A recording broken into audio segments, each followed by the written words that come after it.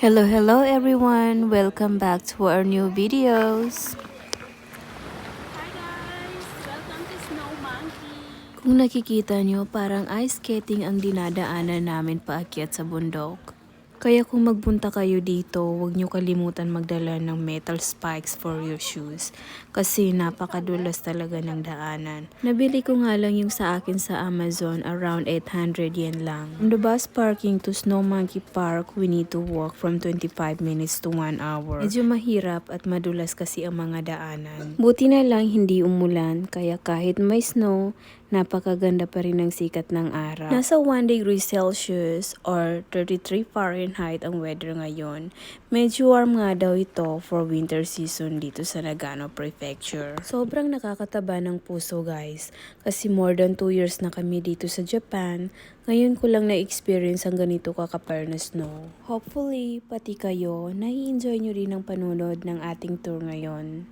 Hindi pa kami nakakarating sa aming final destination.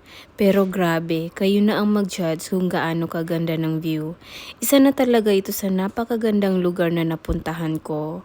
Na ni minsan hindi ko inakalang makakarating ako dito. Bukod sa napakagandang view, kaya tayo nandito ngayon to see the snow monkey. Sila lang naman ang star for today's videos.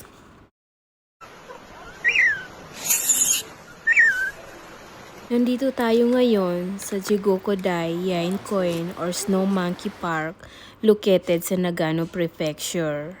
Nasa around 3.5 hours away from Tokyo.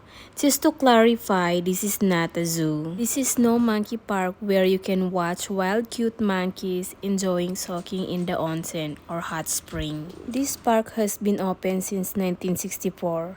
You only can find snow monkey attraction with hot spring here in Jigokudani, yaen-koen, and there are the only monkeys in the world known to enjoying soaking in the hot spring, and only can be found here at Snow Monkey Park, Nagano, Japan.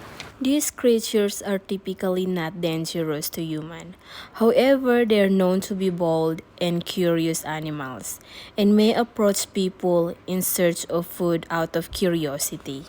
But usually, they're just doing their own business and they're super chill and relaxing to watch. Alright everyone, that's much for today. Thank you for watching and I'll see you on my next video. Bye!